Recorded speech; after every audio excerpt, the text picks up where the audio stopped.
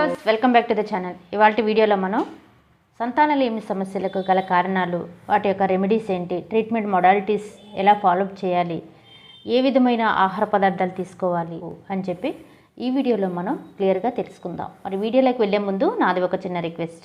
ఎవరైతే మన ఛానల్ని ఫస్ట్ టైం చూస్తున్నారో సబ్స్క్రైబ్ చేసుకోండి. అలాగే పక్కనే ఉండే బెల్ ఐకాన్ని యాక్టివేట్ చేసుకున్నట్లయితే నేను చేసే ప్రతి ఒక్క యూస్ఫుల్ వీడియో మీకు నోటిఫికేషన్ రావడం జరుగుతుంది. వీడియో ఎక్కడ కూడా మిస్ కాకుండా చూడొచ్చు. మరి ఆలస్యం ఎందుకు, వీడియోలోకి వెళ్ళిపోతాం. జనరల్గా సంతానలేమి సమస్యలు ఇప్పుడు బాగా చుట్టుముట్టుకుంటున్నాయి. ఎందుకంటే అది లైఫ్ స్టైల్ మోడిఫికేషన్ కావచ్చు, సెడెంటరీ లైఫ్ స్టైల్ కావచ్చు, తీసుకునే ఆహారం కావచ్చు, ఎన్విరాన్మెంటల్ కాలుష్యం కావచ్చు, అలాగే స్ట్రెస్ లెవెల్ కావచ్చు, స్లీపింగ్ ప్యాటర్న్ డిస్టర్బెన్స్ కావచ్చు. ఇలా చెప్పుకుంటూ పోతుంటే ఎన్నో రకాల రిస్క్ ఫ్యాక్టర్స్ వల్ల సంతానలేమి సమస్యలను మనం గురవుతూ ఉన్నాము.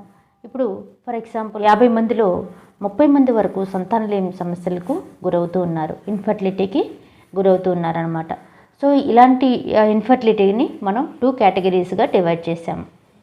Ovulatory infertility and ovulatory infertility. ఈ ఓవులేటరీ ఇన్ఫర్టిలిటీలో వచ్చేసి మెయిన్గా ఈ యొక్క అండాశయంలోని అండం సమస్య అనేది ఉంటుందన్నమాట. అంటే ప్రాపర్గా అండం రిలీజ్ అయిపోవటం, అలాగే మీ పీరియడ్ సైకిల్ అనేది బేస్ చేసుకొని ఈ సమస్యలు అనేవి వస్తూ ఉంటాయి.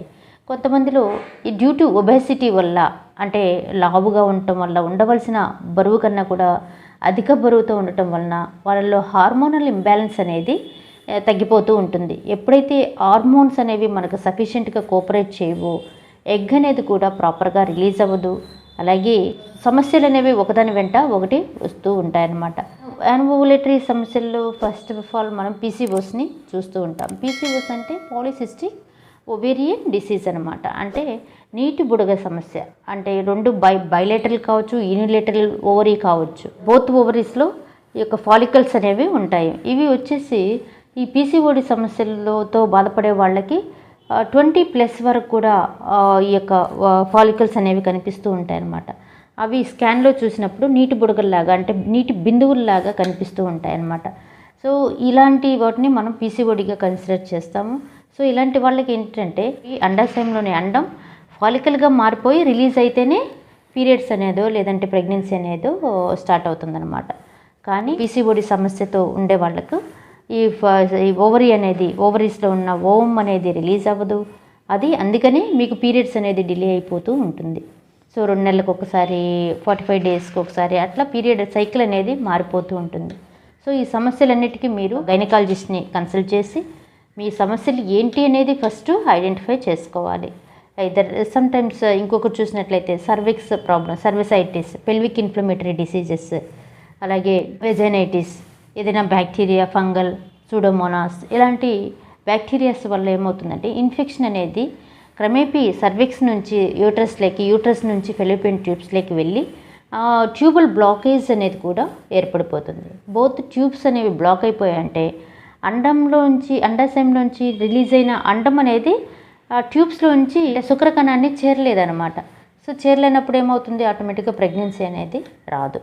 సో ఇలాంటి ఎన్ని సమస్యలు ఉన్నాయి కాబట్టి, అలాగే మేల్ ఇన్ఫర్టిలిటీ కూడా ఉందన్నమాట. అంటే వాళ్ళకి కౌంట్ తగ్గిపోవటం, స్ట్రెస్ లెవెల్లో కావచ్చు, ఎన్విరాన్మెంటల్ పొల్యూషన్ కావచ్చు, అలాగే ఇక తీసుకునే డైట్ ప్యాటర్న్ ఇంబ్యాలెన్స్ కావచ్చు, దేనికైనా కూడా ఈ స్పర్మ్ కౌంట్ అనేది కంప్లీట్గా రిడక్ట్ అయిపోతూ ఉందన్నమాట.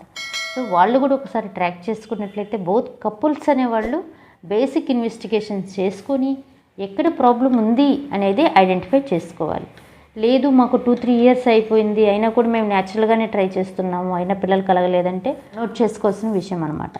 ఎవరైతే మ్యారేజ్ అయిన తర్వాత వితౌట్ కాంట్రాసెప్టివ్స్, అంటే ఎలాంటి డివైజెస్ యూజ్ చేయకుండా ప్రెగ్నెన్సీ కోసం ప్లాన్ చేస్తూ మీకు 1 ఇయర్ వరకు పాటు పిల్లలు కలగలేదంటే మీరు ఖచ్చితంగా గైనిక్ రివ్యూ అనేది చేసుకోవాలి. సో గైనకాలజిస్ట్ ఒపీనియన్ తీసుకొని నెక్స్ట్ ఏం చేయాలి, అండం రిలీజ్ అయ్యేదానికి proper egg quality of egg release అయ్యేదానికి కావాల్సిన మెడిసిన్స్ ఇస్తారు. అలాగే వైటమిన్స్, సప్లిమెంట్స్, అలాగే హార్మోనల్ సపోర్ట్ కూడా ఇచ్చి మీ ప్రాబ్లమ్ని సార్ట్అవుట్ చేసి ప్రెగ్నెన్సీ ప్లాన్ చేయమని చెప్పడం జరుగుతుంది. అలాగే ఇప్పుడు ఉండే కరెంట్ అడ్వాన్స్ టెక్నాలజీలో ఫాలిక్యులర్ స్టడీస్ అని, అంటే మ్యారేజ్ చేసుకుంటారు కానీ వాళ్ళు వేరే ప్లేస్లో జాబ్ రీత్యా వాళ్ళు వెళ్ళాల్సి వచ్చి ఉంటుందన్నమాట.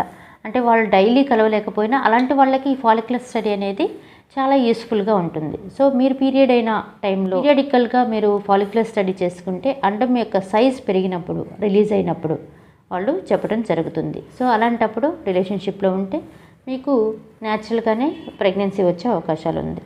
సో ఈ విధంగా మీరు ఓవలేటరీ కాజెస్, యాన్ ఓవలేటరీ కాజెస్ని బేస్ చేసుకొని మీ యొక్క లైఫ్ స్టైల్స్ని చేంజ్ చేసుకొని స్ట్రెస్ ఫ్రీగా ఉంటూ స్లీపింగ్ ప్యాటర్న్ని minimum 6 to 7 hours deep sleep పోయేలాగా, అలాగే మీరు లైక్ ఎన్విరాన్మెంటల్ పొల్యూషన్కి దూరంగా ఉంటూ, అలాగే ఆహార పదార్థాలను, కూరగాయలను, గ్రీన్ లీఫీ వెజిటబుల్స్ని ఎక్కువగా తీసుకుంటూ, ఆకుకూరలను, అలాగే డీప్ ఫ్రైడ్ ఐటమ్స్ని అవాయిడ్ చేసుకోవటం, బేకరీ ఐటమ్స్, అలాగే మైదా స్టఫ్డ్ ఫుడ్స్ని అవాయిడ్ చేసుకుంటూ మీరు ప్రెగ్నెన్సీ ప్లాన్ చేశారంటే మీరు అనుకున్న టైంకి ప్రెగ్నెన్సీ వచ్చే అవకాశాలు అనేవి ఎక్కువగా ఉంటాయన్నమాట.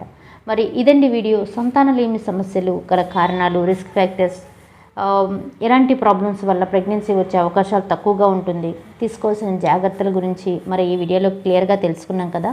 మరి ఈ వీడియో కానీ మీకు ఇన్ఫర్మేటివ్ అనిపిస్తే లైక్ చేయండి, షేర్ చేయండి, సబ్స్క్రైబ్ చేయడం మాత్రం మర్చిపోకండి. మరిన్ని వీడియోస్ కోసం ఏదైనా డౌట్స్ ఉన్నా, క్వరీస్ ఉన్నా కూడా త్రూ కాల్ మీ ఫోర్ ద్వారా కాల్ చేసి మీ డౌట్స్ని క్లారిఫై చేసుకోండి. Thank you for watching this video. నమస్తే.